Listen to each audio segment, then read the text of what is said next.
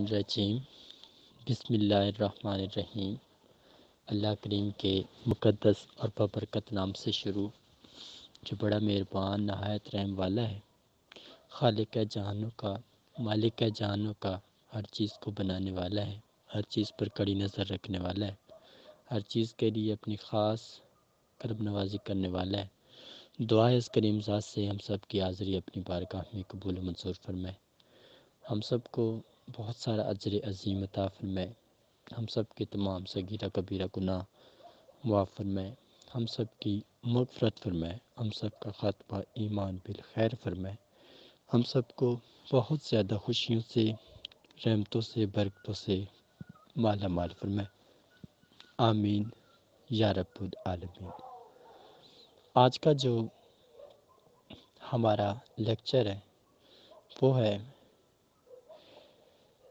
انسان کی طاقت۔ اللہ کریم ہم سب کو اس موضوع کو سمجھنے کی اور اس پر عمل کرنے کی توفیق عطا فرمائے، ہم سب کے درجات بلند فرمائے، ہم سب کی عبادات اور حاجات قبول و منظور فرمائے، ہم سب کو بہت ساری خوشیوں سے نوازے، آمین یا رب العالمین۔ آج کا جو ہمارا ٹاپک ہے وہ ہے انسان کی طاقت۔ اس کا آغاز ہم کرتے ہیں۔ انسان کی طاقت کیا ہوتی ہے؟ اس کے اندر پہلے دو پہلو ہیں۔ پہلی چیز، انسان خود کیا ہے؟ دوسری چیز، انسان کی عظمت کیا ہے؟ اور اس کے بعد انسان کی طاقت کا آغاز ہوتا ہے۔ انسان کیا ہے؟ انسان ایک اللہ کی بہتر سے بہتر مخلوق کا نام ہے، جس کو انسان ہونے کا حق دو وجوہات کی بنیاد پر حاصل ہوا۔ پہلی وجہ، انسان اللہ کے سامنے جھکتا ہے۔ دوسری وجہ، انسان اللہ کے کیے گئے فیصلوں کا احترام کرتا ہے۔ اس بنیاد پر اس کو انسان ہونے کا حق ملا۔ اب انسان کی عظمت کیا ہے؟ انسان کی عظمت یہ ہے کہ انسان جتنا بھی کمزور ہو جائے پھر بھی وہ دوسری مخلوقات سے افضل ہے۔ اس کی وجہ یہ ہے کہ اللہ کریم نے اس انسان کو بہتر سے بہتر بنا کر تخلیق کیا، اور اس انسان کے اندر ہزار عیب و زار ہونے کے باوجود بھی اللہ کریم نے اس کے اوپر اچھی توقع، اچھی امید ظاہر کی ہے، جس کی وجہ سے یہ انسان عظمت والا ہے۔ اب بات سٹارٹ ہوتی ہے، انسان کی طاقت کیا ہوتی ہے؟ انسان کو طاقت دو حصوں میں ملتی ہے، پہلی روحانی، دوسری جسمانی۔ روحانی اور جسمانی طاقت دونوں کے اندر الگ الگ فرق ہے۔ روحانی طاقت وہ ہوتی ہے جس میں انسان اپنی آواز سے دنیا کو اپنے پاس بلا سکتا ہے۔ جسمانی طاقت وہ ہوتی ہے جس سے انسان اپنے آپ کو بہت بڑا اور طاقتور انسان شو کر سکتا ہے، جس میں لوگوں کو لگے کہ یہ بہت بڑا بہادر ہے، اس کی جسمانی صحت اتنی مضبوط ہے کہ ہم اس کا مقابلہ نہیں کر سکتے دنیا کے لحاظ سے۔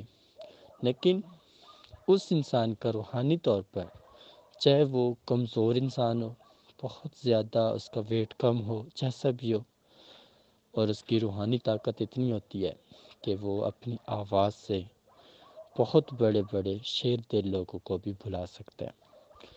اس کی وجہ، اس کے اوپر اللہ کے دو انعامات ہیں۔ ایک روحانی انعام ہے، دوسرا اللہ کی رضا بھی اس کے ساتھ ہے۔ اب اس کی وجہ یہ ہے کہ جس انسان نے اللہ کی رضا کو پہلے تسلیم کیا، روحانی طاقت بھی اسی کو حاصل ہوئی۔ جس نے اللہ کی رضا کو دیر سے تسلیم کیا تو اس کی روحانی طاقت بھی اتنی کم ہوئی، اتنی لیٹ ہوئی، جس کی وجہ سے انسان نماز تو پڑھتا ہے، دعا تو کرتا ہے، عبادت تو کرتا ہے، رب سے مانگتا تو بہت کچھ ہے، لیکن اس کو ملنے میں دیر ہو جاتی ہے۔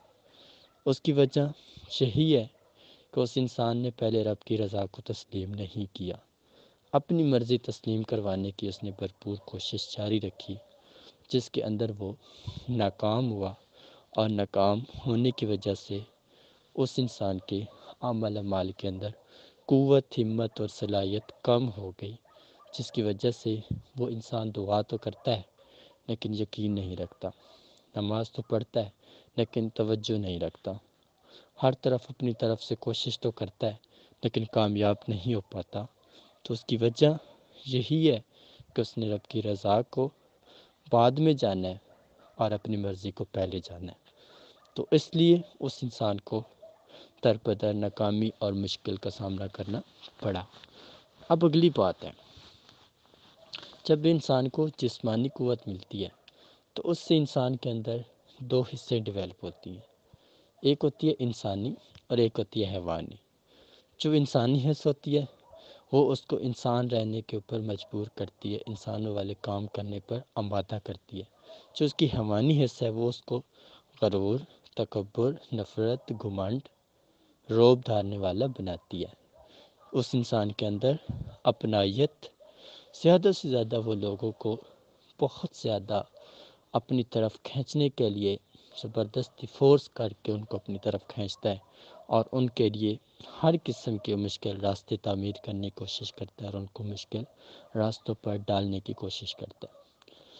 اور اگر وہی انسان اپنے انسانی روپ میں آ جائے تو اس ٹائم وہ لوگوں کی فلاح کے لیے محنت کرتا ہے، وہ اپنا تن من دھن لوگوں کی خیر خواہی، لوگوں کے مصائب کے حل کے لیے لگاتا ہے، اور اللہ سے ہر پل لوگوں کی زندگی کی آسانیاں مانگتا رہتا ہے، کبھی بھی لوگوں کو نا امید، بے حس و حرکت نہیں ہونے دیتا، کمزور، بے چین، تنہا نہیں ہونے دیتا، بلکہ ان کے ہر دکھ درد تکلیف میں پیش آتا ہے۔ اس کی وجہ یہی ہے کہ وہ اللہ کریم کے فضل کو تسلیم کرتا ہے، اور وہ اپنی جان، مال، سب کچھ وہ اللہ کی راہ میں خرچ کرنے کو تیار ہے۔ وہ اللہ کا ہر پل شکر ادا کیے ہوئے ہے اور اس کی رضا کو ہر پل تسلیم کیے ہوئے ہے، اور وہ ہمیشہ اس چیز پر خوش ہے، مطمئن ہے کہ اللہ کریم نے اس کو اس قابل بنایا ہے کہ لوگ اس سے بہت زیادہ مدد کی، بہت زیادہ دکھوں کی تقسیم کاری کی امید رکھتے ہیں، اور وہ اللہ اور اس کے رسول کے تمام فرمانوں کے اوپر عمل پیرا ہوتا ہے، جس کی وجہ سے اس انسان کا مقام بہت بلند و بالا ہوتا ہے، اس انسان کی نسبت جس انسان نے اپنے اندر دنیاوی لالچ، دنیاوی سوچیں، دنیاوی مقاصد پیدا کیے، اور وہ بہت زیادہ ان چیزوں میں گر کر تباہ ہوا۔ اب بات ہے انسان کی طاقت، اس کو انعام کیا ملتے ہیں؟ انسان کی طاقت کے ذریعے سے اس کو دو انعام ملتے ہیں۔ ایک انعام ہوتا ہے اس انسان کو اللہ کی خوشنودی ملتی ہے، دوسرا انعام ہوتا ہے اس انسان کی آخرت امان میں آتی ہے۔ اب جس بندے کو اللہ کی طرف سے خوشنودی ملتی ہے اس کو 5 تحفے ملتے ہیں۔ پہلا تحفہ، وہ انسان خوش دل بن جاتا ہے۔ دوسرا تحفہ، وہ انسان اپنے دماغ کو ہر پل اللہ اور اس کے رسول کی احکامات کی طرف راغب کرتا ہے۔ تیسرا جو اس کو انعام ملتا ہے وہ اس کو ہر قسم کے لوگ عزت اور قدر کی نگاہ سے دیکھتے ہیں۔ چوتھا جو اس کو انعام ملتا ہے، اللہ کریم اس پر اپنی تمام رحمتیں اور نعمتیں لٹاتا ہے، اور جو 5واں انعام ملتا ہے اس کو بڑے سے بڑے لوگ بھی ہمیشہ ادب سے پکارتے ہیں۔